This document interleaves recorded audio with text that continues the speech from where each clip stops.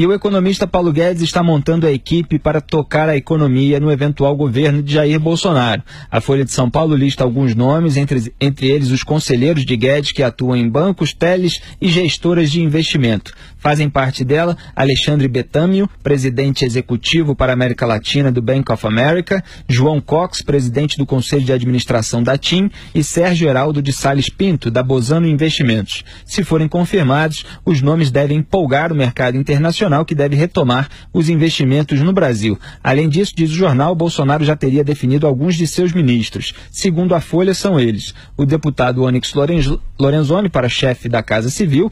Esse ele já tinha antecipado na entrevista para o Augusto, né? Foi. O Stravos Chantopoulos, da Associação Brasileira de Educação à Distância para Cultura e Educação. Henrique Prata, presidente do Hospital do Câncer de Barretos para a Saúde. Oswaldo Ferreira, general 4 estrelas da Reserva para os Transportes. Augusto Heleno, general da Reserva para a Defesa. Esse já estava bastante envolvido. O astronauta Marcos Pontes para Ciência e Tecnologia. Também tinha antecipado. O Gustavo Bebiano para o Ministério da Justiça, é o atual presidente nacional do PSL, assessor e advogado do Bolsonaro. O Naban Garcia, presidente da União Democrática Ruralista para o Ministério da Agricultura. Quer dizer, o Bolsonaro, a campanha dele, né, aí por meio também das indicações do Paulo Guedes, já revelando diversos nomes. E o que é engraçado, Augusto, é que o Haddad não revela nada. Principalmente o eventual ministro da Fazenda, porque fica parecendo cada vez mais que eles posam com uma determinada atitude para chegar lá no governo e fazer outra coisa. Então ele não quer dizer quem é que ele vai botar lá, porque sabe que geraria um desagrado, principalmente no mercado, entre analistas financeiros, porque seria alguém de maior dirigismo estatal, maior intervencionismo, que levaria talvez a economia para os rumos venezuelanos.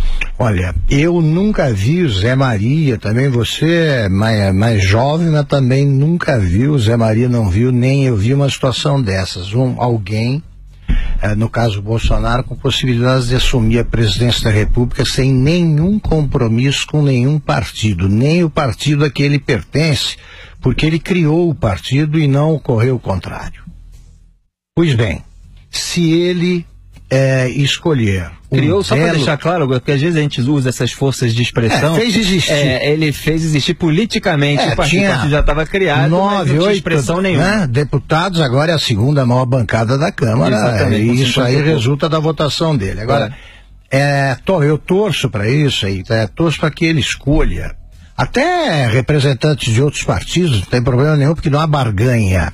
Que ele faça um ministério exemplar e que mostre que, ao contrário do que tem ocorrido no Brasil há muito tempo, por força das circunstâncias de que nenhum presidente conseguia se livrar, ele escolha livremente os seus ministros. Isso seria um exemplo seria o cumprimento de uma promessa, e ele tem todas as condições de fazer isso. Escolha o melhor. O melhor para a saúde. Exatamente, aqui há bons nomes. E eu acho que deve fazer isso, e também com certas indicações ele vai vencer resistências de pessoas que fazem restrições ao Bolsonaro e vai tranquilizar os que votaram no Bolsonaro, achando que era a única maneira de impedir a volta do PT. Esse tipo de movimento, que é perfeitamente legítimo e saudável, é o que deve ser feito, e divulgar antes a composição do ministério, eu acho muito saudável. Exatamente. E Zé Maria Trindade, quando a gente lê essa lista, e eu li aqui os cargos que ocupam esses potenciais indicados, todos são quadros técnicos relacionados ao cargo para o qual eles estão sendo indicados. Se você faz uma comparação aí com o governo Michel Temer, com a Dilma, é bastante diferente, né? Porque era muita indicação política de toma lá da cá. O único que é mais político aqui é o deputado Onyx Lorenzoni, mas que está indicado para chefe da Casa Civil, que em geral é um cargo mais político mesmo. Tanto que a Dilma Rousseff queria nomear o Lula para ele obter foro privilegiado justamente para a Casa Civil. No governo do PT, quem ocupava a Casa Civil era o José Dirceu. O critério era o prontuário, porque Só bandido passou pela Casa Civil. Agora, o Onyx o deputado Onyx Lorenzoni, repito, teve um comportamento exemplar na CPI dos Correios que devassou o escândalo do mensalão.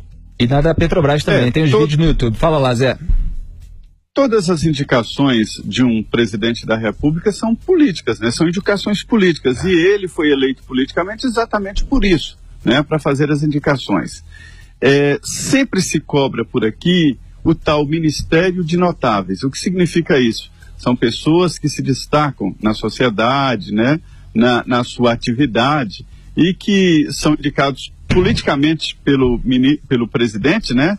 Mas que não são produto de uma barganha, de uma troca indecente, de interesses pessoais ou de grupos fora do interesse geral. Então, dizem por aqui que Michel Temer perdeu uma grande oportunidade. Ele poderia ter feito isso, né? O tal Ministério de Notáveis.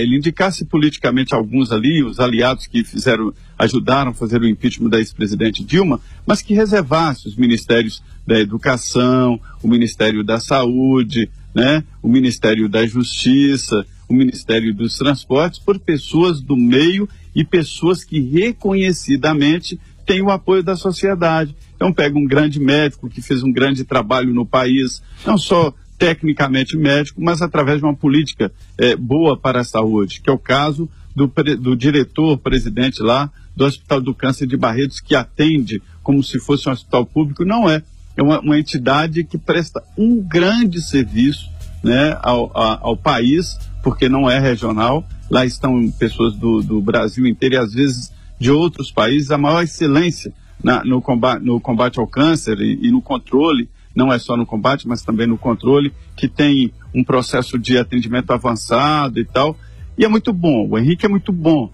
E ele não vem no bojo de um acordo político, porque todos sabem que se ele for o ministro da Saúde, os partidos políticos serão atendidos normalmente como qualquer outro, né? Mas que não haverá domínio da verba pública para atender campanha política, né? Então eu acho muito importante que isso seja adotado. É o caminho correto, e não aquelas trocas de dar a Roberto Jefferson o ministério tal para ele montar aquele grupo, né? Como foi o caso do Ministério do Trabalho.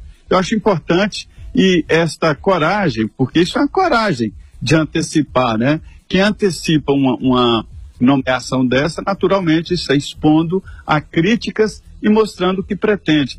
Agora, Felipe Augusto, isso já foi entendido na política como uma arrogância, você nomear, né, auxiliares e ministros antes da vitória. Mas eu acho que não, ele está indicando, ele não está nomeando, é apenas dizendo, olha, se eu ganhar, essa será a minha equipe.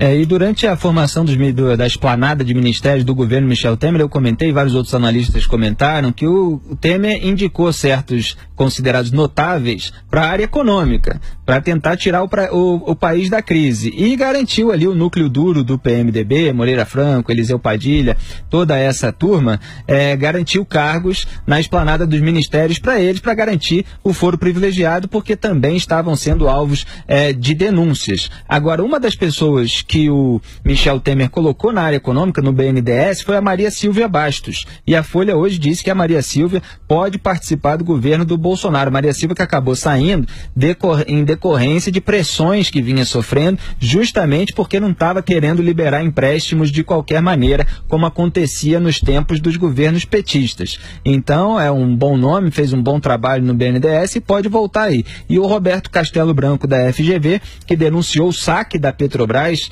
pela organização criminosa ali do Petrolão durante os governos do PT, deve assumir o comando da estatal. O comando da Petrobras, portanto, pode ser do Carlos Castelo Branco, da FGV, em eventual governo do Jair Bolsonaro. Vários nomes surgindo. Agora, esses políticos que acharam que é arrogância, pode botar na seguinte conta aí: ou eles queriam indicar alguém para o ministério, ou eles são contra o Bolsonaro. É muito legítimo, e criticar, tudo bem. Agora, cobram levantam a suspeita, o PT vive alimentando a suspeita de que o perigo da eleição do Bolsonaro é que ele aí vai mostrar as garras e nomear pessoas aí que são todas favoráveis à ditadura e ao golpe de Estado, etc, fascismo, etc. Aí ele antecipa a divulgação de nomes que estão aí agora expostos aí à devassa, pode investigar o passado, o presente, ver o que eles fizeram de errado e tal.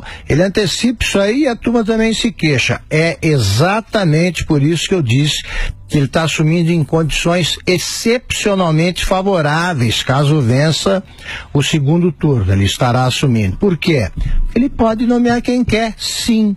E a chiadeira acaba assim que acabar o processo de nomeação de ministros. O Brasil se sente mais confortável com isso, e eu, por exemplo, sempre fui favorável ao que se faz na Inglaterra, que é você ter um gabinete fantasma lá da oposição. Porque enquanto um partido governa, é regime parlamentarista, o outro mostra o que faria, com quem faria as coisas se chegasse ao poder. Isso é transparência. Isso é muito bom. E que moral teria o Fernando Haddad para criticar aí os nomes do Jair Bolsonaro se ele não mostra os dele? Quer dizer, não indica nem o seu eventual ministro da Fazenda.